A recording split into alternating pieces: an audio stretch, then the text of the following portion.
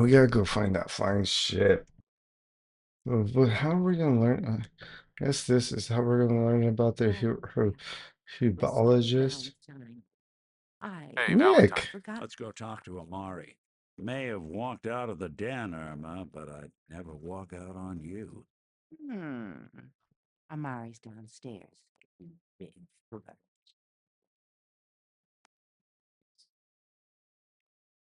Nick, Let's see what Amari is up to. That's what you said.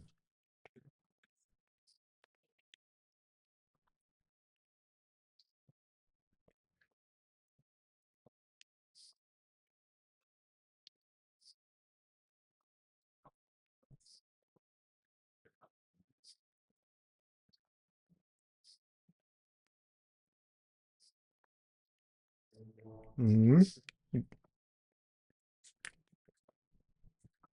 Dr. Amari? Yes. Wait. I remember you. The memory inducement. Vault 111, right? nice.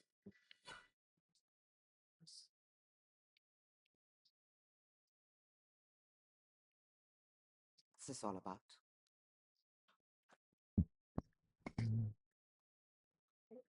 You're the one who can extract memories from a brain, right? Normally, we only allow our clients to experience their own memories. Now, what's this all about? We need a deep dig, Amari, but it's not going to be easy. The perp, Kellogg, is already cold on the floor. Are you two mad? Putting aside the fact that you're asking me to defile a corpse, you do realize that the memory simulators require intact, living brains to function.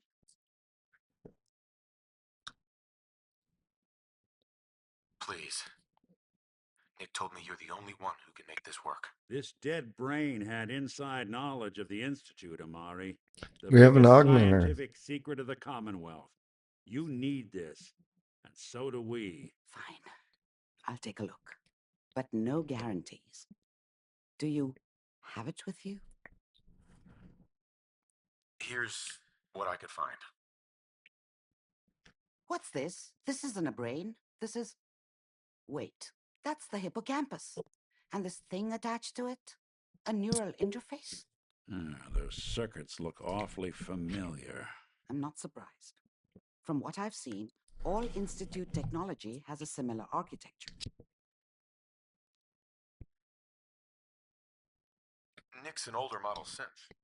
Is he compatible? That's exactly what I was thinking. If we are lucky, it should hook right in.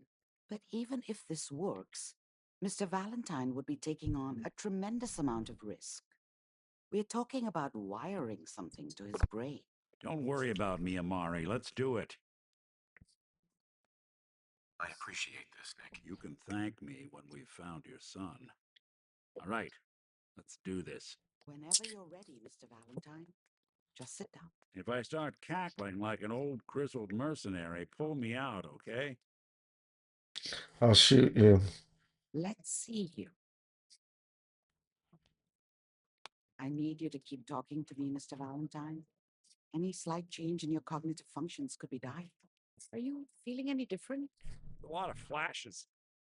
Static. I can't make sense of any of it, Doc. That's what I was afraid of. The mnemonic impressions are encoded. It appears the Institute has one last failsafe. There's a lock on the memories in the input. Okay. Tell me you have a way past this, Doc. Let me think. The encryption is too strong for a single mind.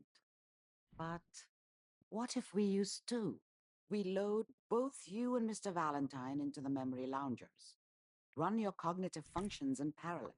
He'll act as a host, while your consciousness drives through whatever memories we can find. All right. Let's Let's do get it. It's a started. video Just sit game. It's down not over like there. I'll die. And keep your fingers crossed. See you on the other side.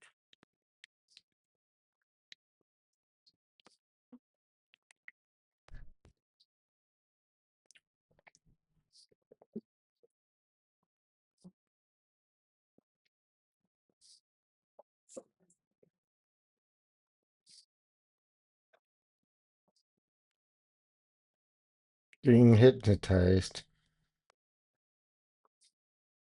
Initiating brainwave migration between the transplant and the host. Mnemonic activity coming from the transplant. It's degenerated, but it's there. We're going to load you into the strongest memories we can find. They might not be stable. Just hold on. I'm gonna have to do a puzzle. I'm not a fan of puzzles. Can you hear me? Ah, good. The simulation appears to be working, although the memories are quite fragmentary. I'll try to step you through the intact memories and hope we find one that gives us some clue to the Institute's location. There. This is the earliest intact memory I can find.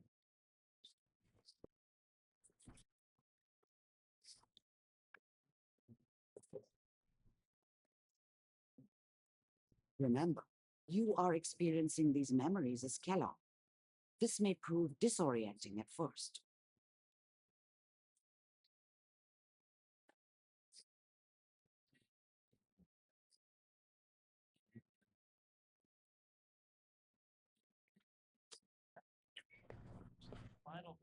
Turn down the goddamn radio! I'm trying to sleep!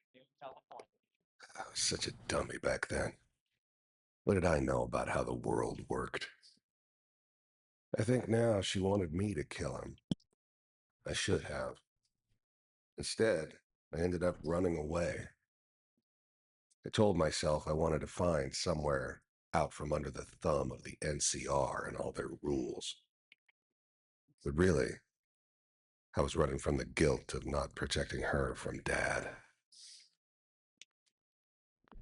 I was such a dummy back then. What did I know about how the world... Dad was either drunk or not around. I guess he must have run with one of the raider gangs, but I never really knew what he did. Don't know why Mom was with him. Mom knew how it was. She wasn't soft, but she loved me in her way. And she protected me from Dad. That cost her more than a few beatings. That sucks. I never knew what happened to her after I left. This I doesn't didn't seem want to be what we're looking for. Not then. There appears to be another intact memory close to you in temporal sequence. There. Try that one. The thing about happiness is you only know you had it when it's gone. I mean, you may think to yourself that you're happy, but you don't really believe it. Focus on the petty bullshit or next job or whatever. It's only looking back, by comparison with what comes after, that you really understand. That's what happiness felt like. I was the worst thing that ever happened to her. If she'd never met me, she'd have stayed in the hub, maybe hooked up with someone who didn't kill people for a living. Probably been happier than she was with me. Almost certainly lived longer. Whatever made me think that a guy like me should have a daughter? I never deserved her. Not for 1 second. Let's keep looking. I'll connect you to the next intact memory.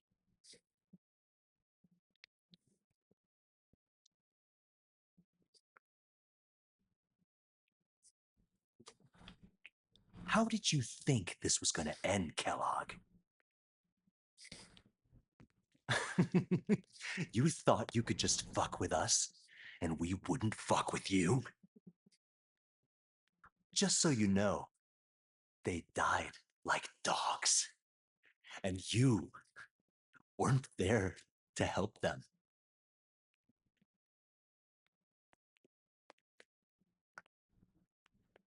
I found another memory to try. I'll connect you.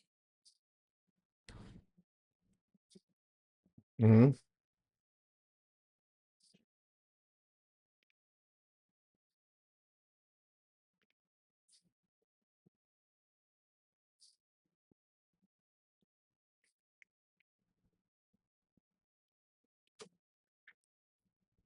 Mind if we sit down? There's always someone who wanted someone else dead. Sometimes just roughed up, but dead was usually what they wanted. I didn't care where I was going. Ended up mostly wandering east, getting as far away from San Francisco as I could, maybe. Suit yourself. I didn't care where I was going.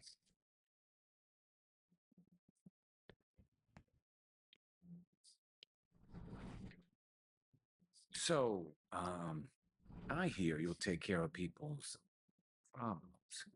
Is that right? If you pay me. Oh, we'll pay you. And you'll do the Well, we seem to be getting closer. Try this next one.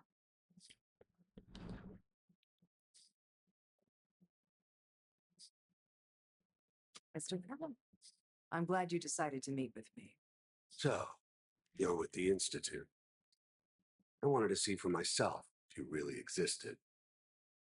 We do, as you can see. What do you...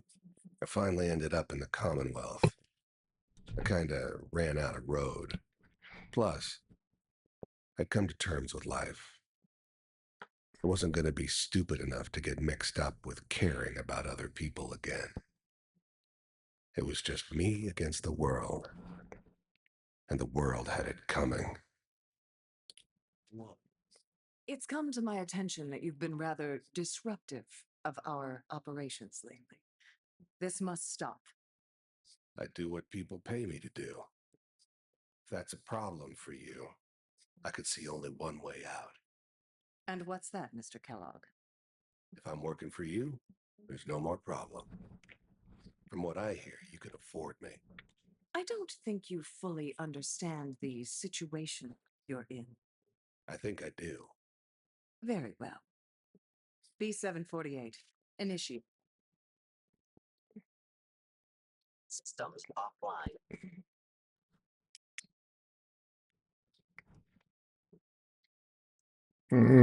Impressive. Getting warmer. One of these has got to tell us something. We're running out of brain here. There's one that looks mostly intact. Connecting now. Cryogenic stasis. I was now the Institute's main operator in the Commonwealth. I'll try to locate another They one needed as something quickly as done. I can. Please try to remain calm. Wasn't usual for anybody from the Institute to come along on a mission, so this one stood out. I didn't know then who it was we were grabbing from the vault. Of course, neither did they. Not really. vault computer. Big heads never liked taking orders from a dirty, contaminated degenerate like me. But they needed me. I made sure they knew it. Computers are still working. That's good. Checking through the logs. Hopefully it's all Fine. Big heads never liked taking orders from a dirty, contaminated degenerate like... I never knew why we didn't just refreeze the rest of them. But we had our orders. Guess the old man didn't want so many loose ends. Too bad he left alive the one person he shouldn't have. on C6. Down the hall near the end.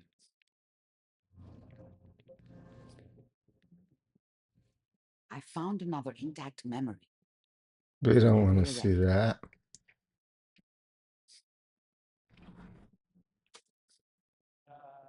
Is that your son? This appears to be... It wasn't my idea to settle down with the kid in the middle of I think. I thought it was a terrible idea, actually. But it was one of the old man's pet projects, so here we were. Me and the kid. Like a happy little family. I ended up kind of liking it. A reminder of what my life might have been if things had turned out differently. Well, we already killed him. But there's no going back. I knew it was just temporary. It'd be back to normal business before too long.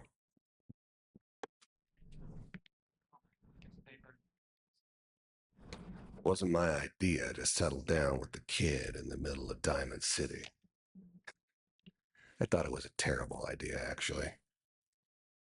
But it was one of the old man's pet projects, so here we were. Me and the kid, like a happy little family. I ended up kind of liking it. A reminder of what my life might have been if things had turned out differently. But there's no going back. I knew it was just temporary. It'd be back to normal business before too long. Oh boy, Piper's really done it this time. I mean, I'm not saying she's right, but Mayor.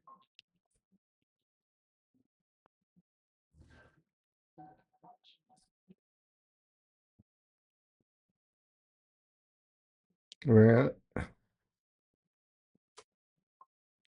Kellogg.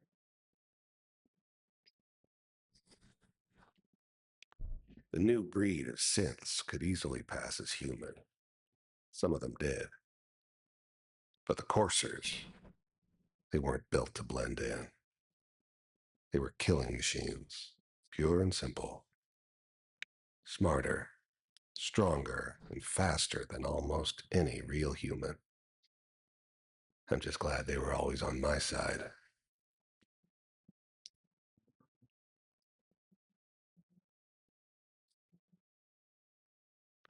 The new breed of synths could easily pass as human.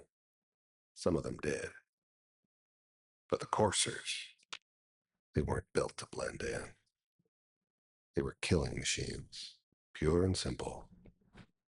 Smarter, stronger, and faster than almost any real human. I'm just glad they were always on my side. It's okay. One of these days, you're going to get your head blown off just barging in here like that. Minimizing my exposure to civilians is a priority. Forget I said anything. So what's the big crisis this time? New orders for you. One of our scientists has left the Institute. Left? As in? He's gone rogue. Name's Dr. Brian Virgil. We know he's hiding somewhere in the glowing sea. Here's his file. Wow. Some heads are going to roll for this. Capture and return, or just elimination? Elimination. He was working on a highly classified program. No kidding. One of the top bioscience boys? Damn. So, guess you're taking the kid back with you. Affirmative. Your only mission is to locate and eliminate Virgil. You're taking me home to my father? Yes. Stand next to me and hold still. Okay.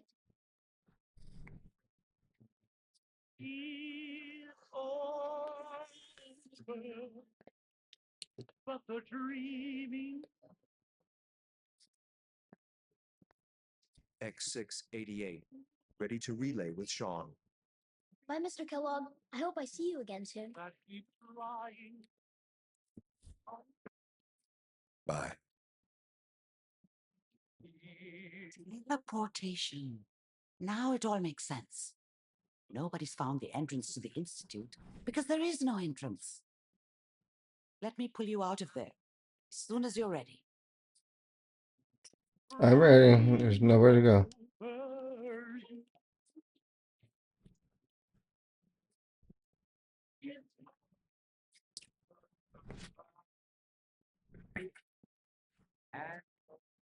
As ever, wonderful. How do you feel? I'm okay, Doctor. Thank you. That's good. But I want you to keep monitoring yourself. We have to be sure there's no long-term damage. Are you ready to talk about what happened in there? We got what we needed.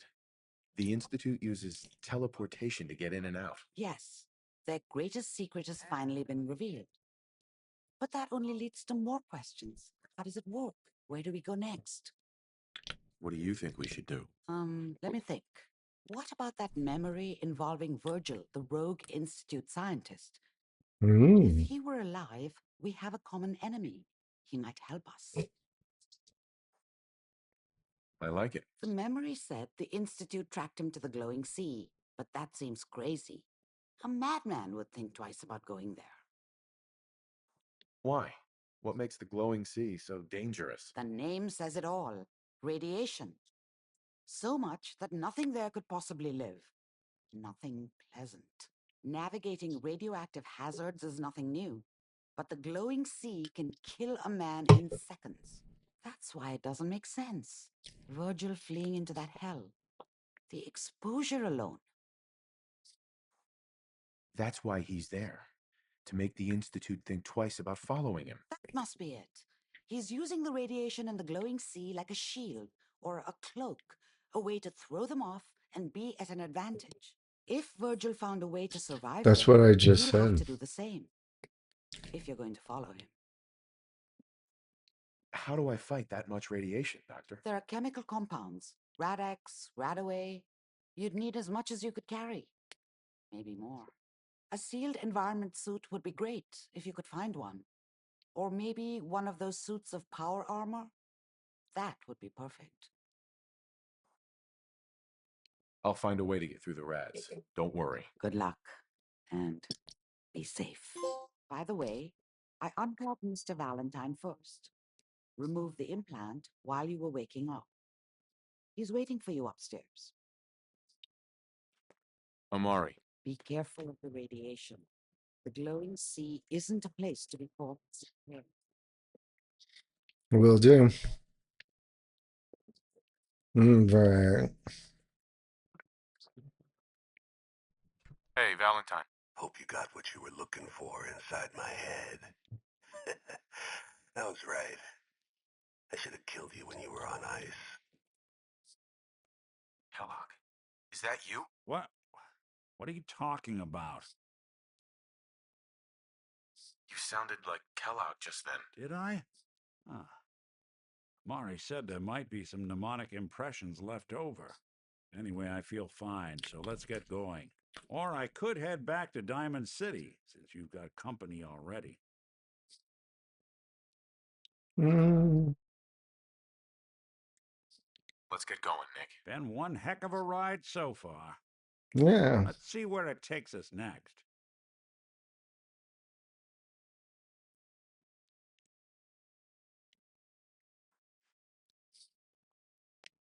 You know, that whole business with Doc Amari and Kellogg's memories got me thinking. It's just there's still some Nick Valentine history I've been wanting to put a bow on for a while now. I could use a hand if you're willing to take a crack at it. What kind of history are we talking here? Well, this one's straight out of the archives. Once upon a time, in the land of Boston, there lived a king of organized crime, Eddie Winter. He was a bad man who did a lot of bad things, hurt a lot of innocent people. But he knew the end was coming, so he sealed himself inside a personal shelter, located underneath a sub shop he used as a headquarters. Okay. There's more to this, isn't there? The story gets even more twisted. The arrogant bastard wanted to cheat death, live forever, so he could come out of that shelter someday into this brave new world. Sound familiar? Only Eddie didn't want to be a frozen banana. No cryo sleep for him, no. He invested his money in some sick, crazy radiation experiment.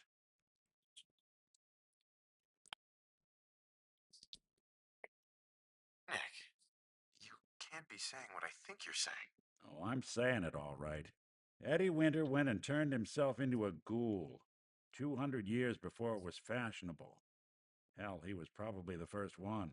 And I'm convinced that he's still locked inside that shelter, safe and sound, ready to come out and begin his evil reign all over again. I'm gonna find him and kill him, so that never happens. You in? I don't get it, Nick. Why kill Eddie Winter, even if he is still alive? This sounds like some kind of vendetta. I've got memories. a girl. My girl. They're not really my memories, I know that. They're Nick's. But the girl, she was real. She was beautiful and innocent. And Winter killed her. Now he's got to pay the price. So, knowing that, are you in?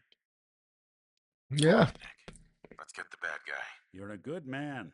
Now, I know where Winter's vault is, but the door is sealed with a complex numerical code. Lucky for us, Winter's arrogance knew no bounds. Back in the day, he recorded 10 holotapes, incriminating different criminal associates. On each one, he hit a single number. We find all of those holotapes, we get all the numbers. We get all the numbers, we get the code. And then we get Winter. I've been putting together a file on this one for a while now. There's a pair of holotapes in here worth listening to, including one of Winter's. I managed to snatch from the Cambridge police evidence lockup before getting swarmed by ferals.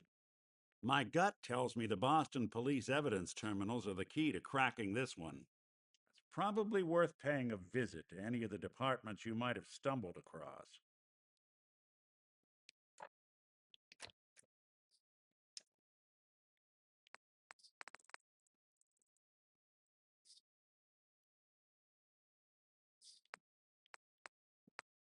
Message to Johnny Montrano. Johnny. Johnny. You fat, lazy piece of shit. I knew this I arrangement knew was it, too Johnny. It's too good to be Let's true. join forces with the North End, huh? Bury the hatchet? Work mutually against a common enemy? Well, you put the nail in that coffin, huh, boyo? What did you have to do, Johnny? Huh? What was your job? Sit in your car, on the corner. Keep your eyes open. If you see a uniform, you get out. Walk down the street, knock on the door, and let the fellas know there's trouble coming. Easy as pie, right? I could have got a 9-year-old from the projects to do it, but no. In the interest of Irish-Italian relations, I give the job to you. So what happens? Nothing. Nothing happens. You sit on your fat ass dribbling cannoli cream onto your third chin. You watch. Third chin. Watch the uniform blow months of planning, all in 2 minutes. Congratulations, Johnny. You got me. You and your pals sure put the screws to old Eddie Winter. You should tell this funny story to your little girl when you tuck her in at night. In that corner bedroom, upstairs, pink wallpaper, little house on Prince Street. Yeah. Eddie Winter, signing off.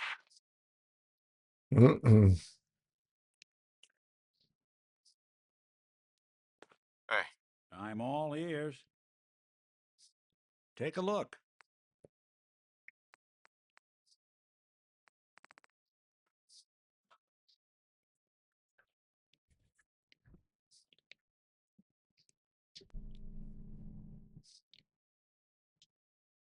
Good neighbor. Lowest place in the Commonwealth. Everything not nailed Sticking down around. goes through here too. Here, no-nos. Look, always a catch with the no-nos, but she pays.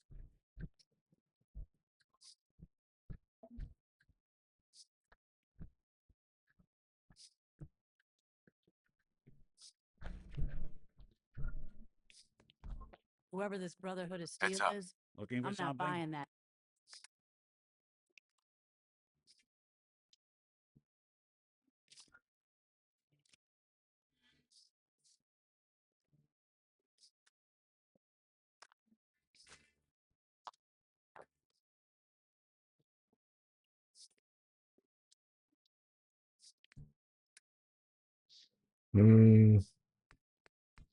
What is he like using?